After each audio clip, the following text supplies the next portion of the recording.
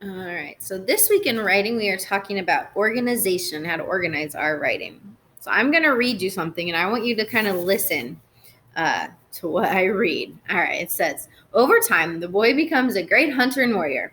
After everyone leaves him, he cries himself to sleep. After many years, the mud pony leaves the boy, reminding him, I am here, your Mother Earth. You are not alone.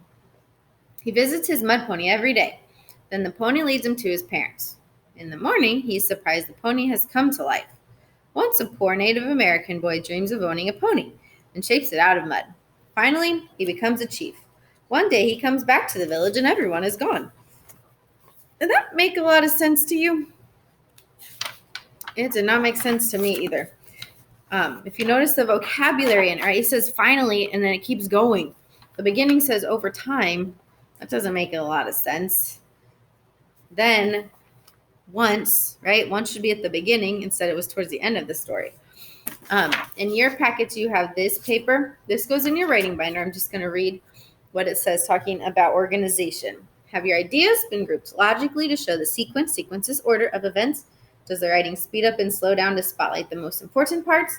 Are there clear transitions that link one idea to the next? Do they make sense to use the vocabulary saying once, next, then, finally? Or is it just kind of really confusing, really tricky?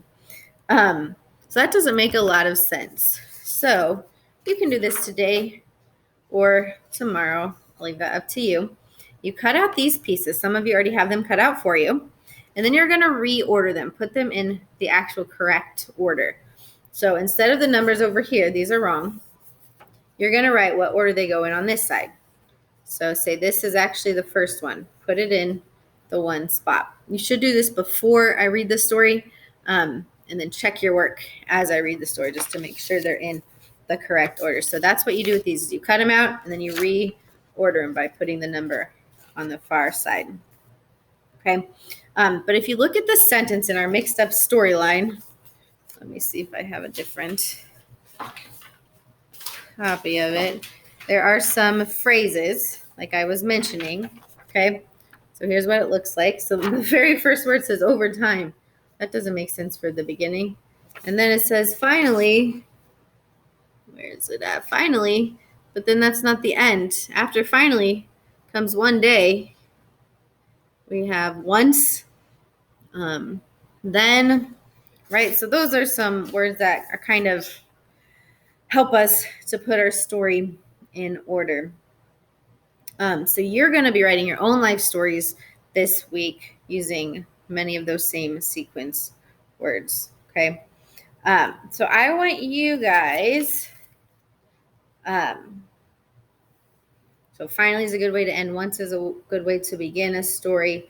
It's just important to put the words in the correct order that makes sense. Right. All right. So now I'm going to read story The Mud Pony retold by Karen Lee Cohen. It's a traditional Skeety pony tale.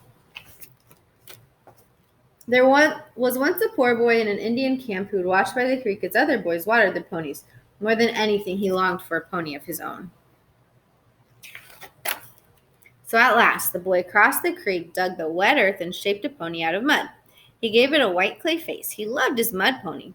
Every day he went to it and took care of it as if it were real. One day, while the boy was with his mud pony, scouts rode into camp. We've sighted buffalo several days. Journey west, they said.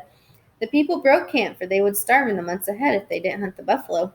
The boy's parents looked everywhere, but they couldn't find him. Finally, they had to leave without him.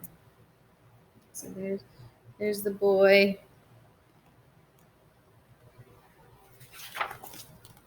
When the boy got back to camp, he saw everyone was gone. My people, he cried out, I will never find you. I'm all alone. He wandered, heartsick and hungry, around the empty camp, picking up scraps of dried meat and a tattered old blanket someone had thrown away. He ate, then huddled up in the blanket and cried himself to sleep. As he slept, he dreamt his mud pony was alive and spoke to him. My son, you're not alone. Mother Earth has given me to you. I am part of her. So there's his. When the boy woke at daybreak in the empty camp, he cried for his people. Then he went to his mud pony and could hardly believe his eyes. The white-faced pony was alive, tossing her mane and pawing the ground. She spoke like the pony in his dream. My son, you are not alone. Mother Earth has given me to you. I am part of her. You must do as I say, and someday you will be a chief among your people. They are far away. Get on my back, and I will take you to them. But do not try to guide me, for I know where to go.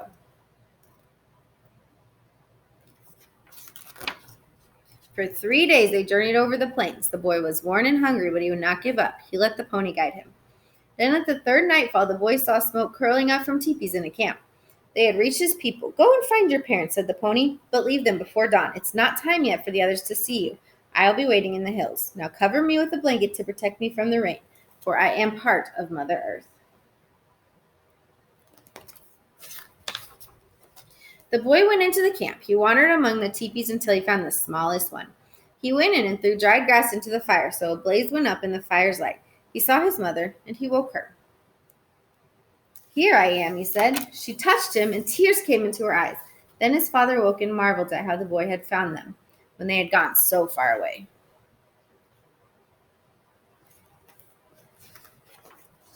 Before dawn, the boy told his parents, I must go now on my own. He left them, but from the hills he turned and watched as the people broke camp to continue on their way to Buffalo. At last, they disappeared. For 3 more days, the boy and the pony journeyed over the plains. The boy was weary and had no food at all, but he kept going. Finally, at the third nightfall, he saw a camp in the distance. There are your people, the pony said. It's time that you join them. Ride me into the camp. The boy did. All the people came out of their teepees, astonished to see him.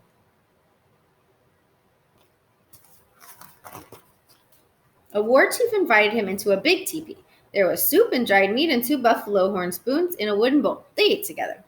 Nawatiki, the war chief saluted him. You journeyed over a strange land, starving and alone, and yet you found us. You have a gift, a great power.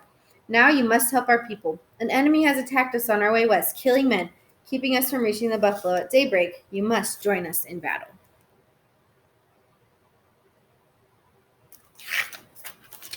When the boy left the big teepee, he trembled, but the pony spoke to him. My son, do not be afraid, for I am part of Mother Earth. The enemy's arrows can never pierce the earth. Put earth all over your body, and you'll not be hurt. At daybreak, he covered his body with earth and rode the pony straight into the fight.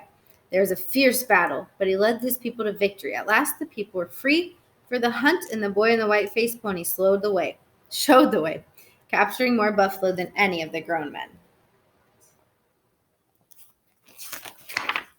Years passed, and always the boy let his pony guide him.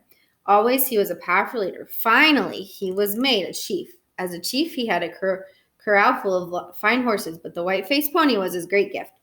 He tied many eagle feathers into her mane and tail, and every nightfall he carefully covered her with a blanket to protect her from rain.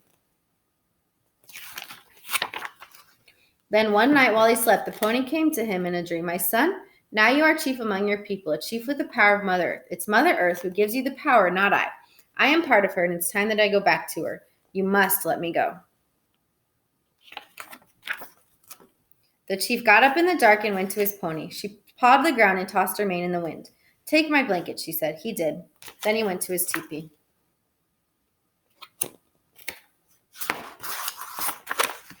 Just before daybreak, he woke to shrill winds and rushing rain. He ran to his corral and looked everywhere for his white-faced pony. He couldn't find her. Then as the morning light broke over the wet earth, the chief saw a patch of white clay. Through the wind, he heard a voice. I am here, your Mother Earth. You are not alone. Okay, so this is a tale, a story passed down from generation to generation. I'm going to stop this video and then start a second one for you.